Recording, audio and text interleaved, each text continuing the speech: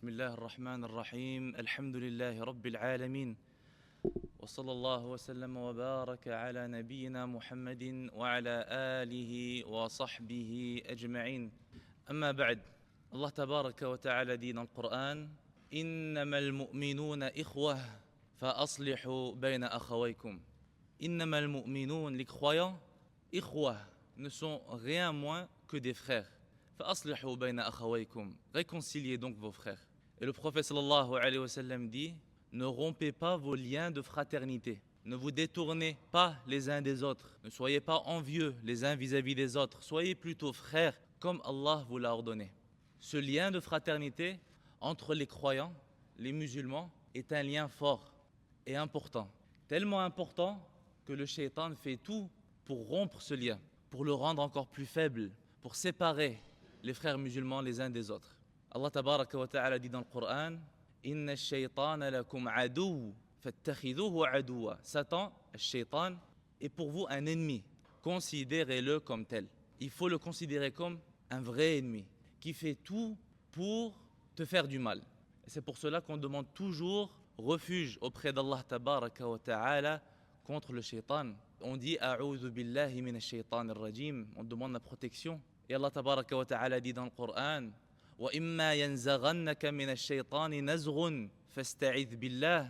Si le shaitan te tente par quelque tentation, alors فَاسْتَعِذْ بِاللَّهِ, dis أَعُوذُ بِاللَّهِ مِنَ الشَّيْطَانِ الرَّجِيمِ. Trouve refuge auprès d'Allah, car il entend tout et il voit tout.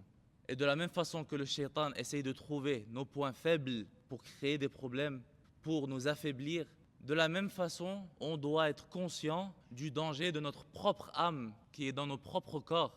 Allah tabaraka wa ta'ala dit dans le Coran Inna an-nafsa la'ammaratun bis-su'. An-nafs, ton âme, ta passion, la'ammaratun bis-su'. Elle t'ordonne souvent de faire du mal. Elle suggère souvent le mal.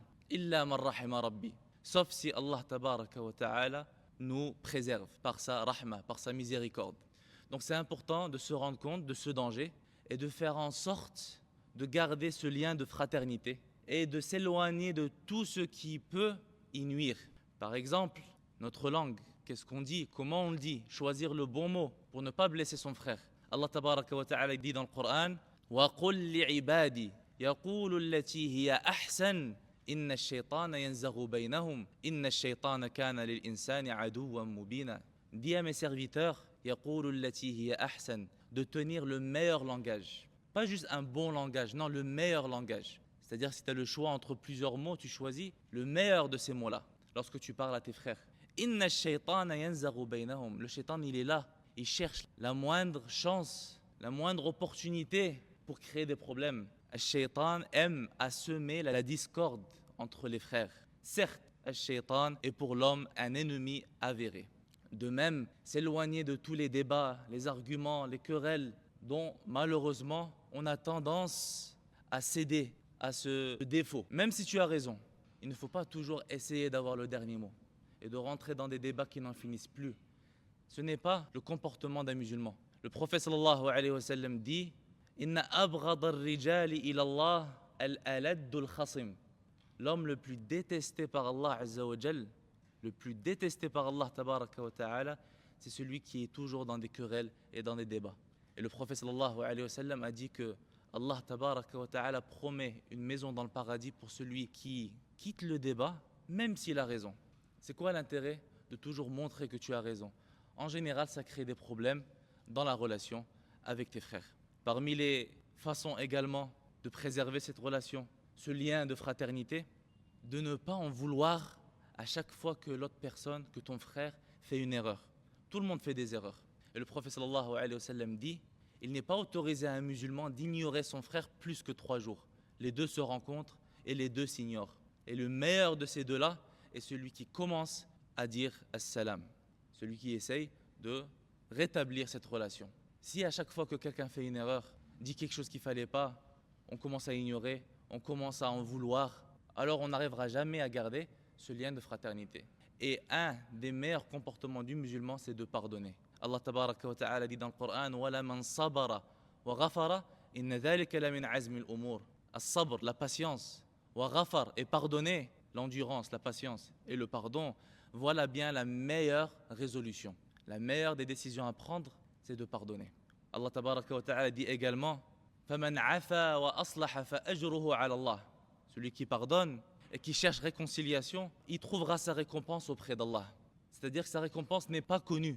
Il n'y a que Allah qui la connaît. Donc ça montre bien comment elle est énorme, comment elle est immense pour celui qui pardonne. Et d'ailleurs, on a une idée un peu de cette récompense. Car on sait que Allah tabaraka wa ta'ala récompense la personne en fonction de ce qu'il a fait. À partir du moment où tu pardonnes, tu oublies, alors Allah tabaraka wa ta'ala te pardonnera. De la même façon que si tu aides ton frère, il enlèvera les difficultés que tu as dans ce bas monde ou dans l'au-delà. De la même façon que si tu caches les défauts de ton frère, Allah tabaraka wa ta'ala cachera tes défauts. De la même façon, si tu pardonnes, Allah azza wa jal pardonnera. Et on fait tous des péchés. On a tous besoin du pardon d'Allah azza wa jal. Alors pourquoi ne pas pardonner nos frères? فَأُولَٰئِكَ عَسَى اللَّهُ أَن يَعْفُوَ عَنْهُمْ. Ceux-là, certes, sont ceux qu'Allah tabaraka wa ta'ala accordera son pardon. Et Allah dit également وَلْيَعْفُوا وَلْيَصْفَحُوا, qu'ils pardonnent et qu'ils passent outre. أَلَا تُحِبُّونَ أَن يَغْفِرَ اللَّهُ لَكُمْ. Ne souhaitez-vous pas vous-même qu'Allah vous pardonne? Et bien sûr, on souhaite tous qu'Allah nous pardonne. Et n'oubliez pas que celui qui pardonne, qui oublie, qui passe à autre chose, c'est lui en réalité qui dort tranquillement la nuit, qui atteint la sérénité, la tranquillité d'esprit. Alors que celui qui est toujours en train d'en vouloir aux autres, il vit dans un enfer permanent. Alors bien sûr, dans certaines situations, ce n'est pas adapté de pardonner. Il faut toujours voir c'est quoi la meilleure décision à prendre. Si c'est une personne qui continuera à faire du mal aux autres, alors il faut tout faire pour l'arrêter, pour la bloquer. Mais en général, ce n'est pas ça la situation. En général, on a tendance à ne pas accepter d'oublier et de pardonner. On a tendance à avoir une fierté mal placée. Et ça vient de Shaitan.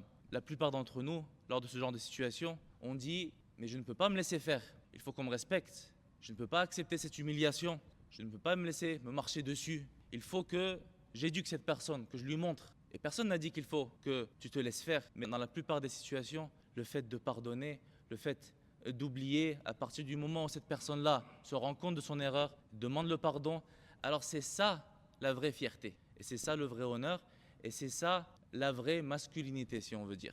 Le prophète sallallahu alayhi wa sallam dit « Allah n'accorde plus de dignité à celui qui pardonne. » On a tendance à voir le pardon comme une faiblesse, une humiliation. Le prophète sallallahu alayhi wa sallam montre que celui qui pardonne, Allah tabaraka wa ta'ala l'élève en dignité et en fierté et en respect. Et c'est le cas. Ce genre de personnes, c'est eux qui se font en général le plus respecter. Et on a un manque aussi de nos jours dans les exemples à suivre. On a tendance à avoir une certaine perception de ce qu'il faut faire et ne pas faire, alors que si vraiment on suit les bons exemples, on se rendra compte qu'on est à côté de la plaque. Les prophètes, alayhimus salam, sont les meilleurs exemples à suivre. Et vous connaissez tous l'histoire de Yusuf, alayhi salam. La difficulté qu'il a endurée à cause de ses frères qui l'ont abandonné. Ils l'ont éloigné de ses parents, alors qu'il était encore très petit. À cause de ça, il a vécu la solitude, il a vécu loin de sa famille, il a vécu les accusations à tort, il a vécu la prison. Et en plus de ça, tous ces problèmes venaient de ses propres frères. Et il n'y a pas de doute que ça fait encore plus mal lorsque c'est ta propre famille qui te trahit. Tous ses frères se sont mis ensemble pour l'éloigner de sa famille. Lorsque plus tard, bien plus tard, ses frères le virent et lui demandèrent le pardon, Yusuf alayhi salam leur a pardonné immédiatement. La tathriba alaykum al-yawm. Il n'y a pas de reproche. La tathriba alaykum al-yawm yaghfirullahu lakum. Et qu'Allah vous pardonne. Et lorsque plus tard, il se remémore cette situation, il évite de reprocher ses frères. Il ne dit pas « vous m'avez fait ça », mais il dit « vous êtes venus, mes parents sont venus, après que le shaitan m'a séparé de ma famille ». Il évite même de reprocher ses frères pour ce qu'ils ont fait. Et c'est ça le vrai exemple à suivre.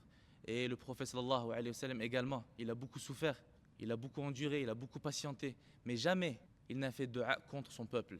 Jamais il n'a demandé à Allah de les punir, alors que s'il l'avait fait, Allah aurait exécuté son dua tout de suite. Et lorsque plus tard, il retourna à Mecca vainqueur, et il avait la possibilité de se venger de tous ceux qui lui ont fait du mal, le prophète sallallahu alayhi wa sallam leur a pardonné. Donc des fois, il faut pardonner pour s'apaiser, se reposer, et également pour avoir la récompense d'Allah tabaraka wa ta'ala Barakallahu fikum pour votre présence et votre écoute et votre attention. Et à la semaine prochaine, Inch'Allah.